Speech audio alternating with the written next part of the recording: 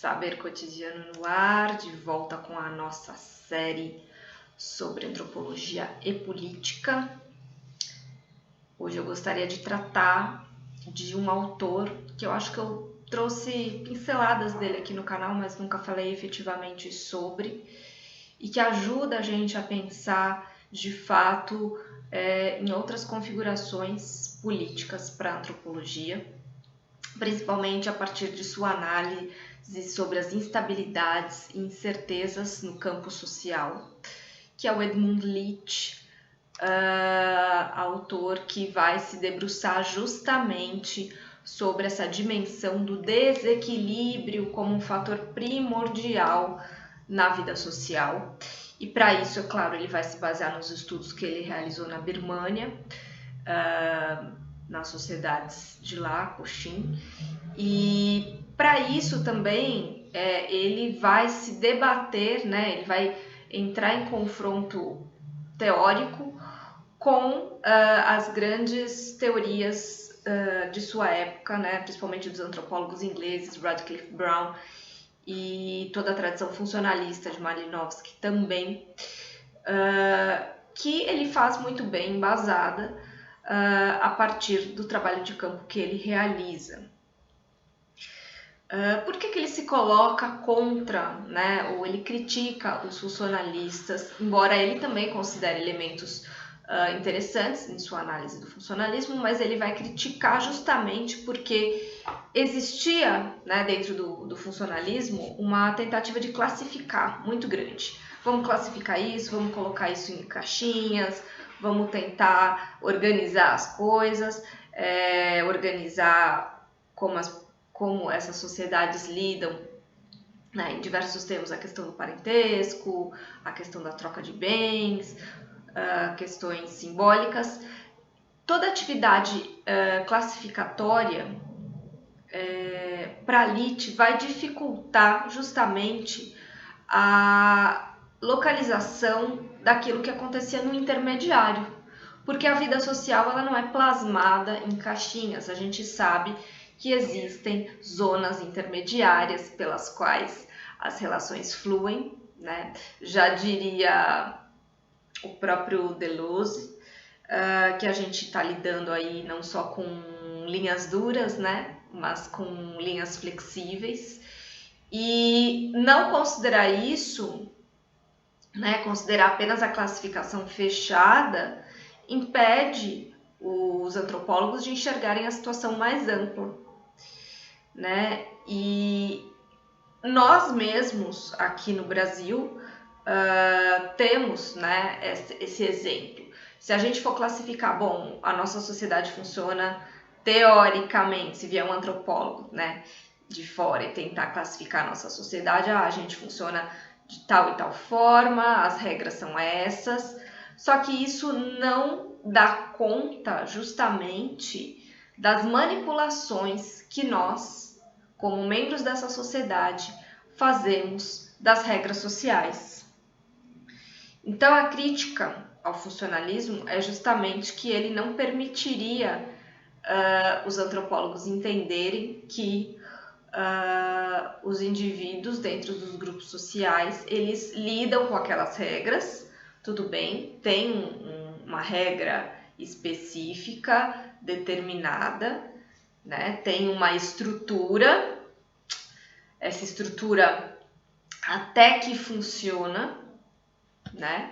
Só que tem um desequilíbrio, tem uma zona aí cinzenta na qual nós, membros dos grupos, utilizamos as regras em nosso favor, manipulamos essas regras, há conflitos, há processos de instabilidade social, né?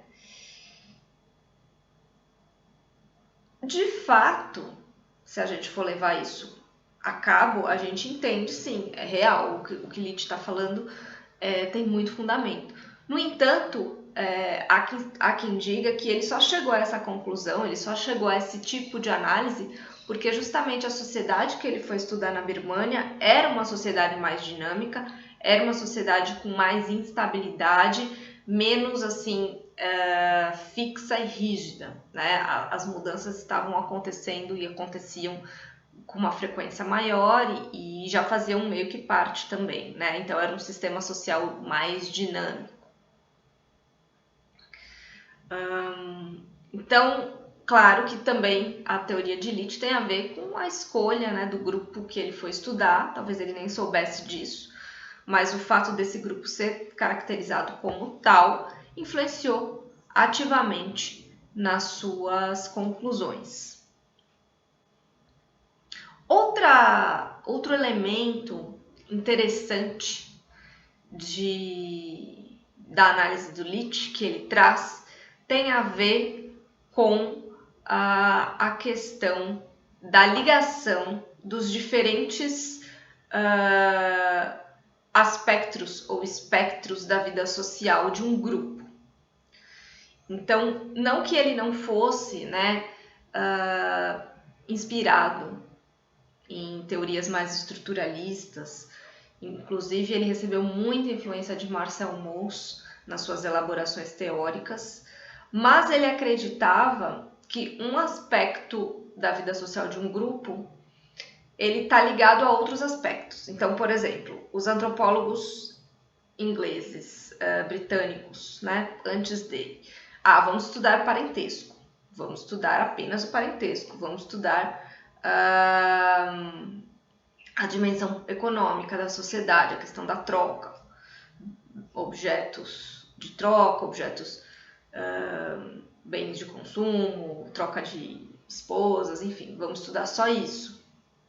Vamos estudar questões simbólicas, né, rituais, questões de prestígio, de status, vamos estudar só isso. E o Litt vai dizer que esse um aspecto estudado em separado, ele não permite entender a sociedade como um todo, justamente porque as coisas não estão isoladas umas das outras.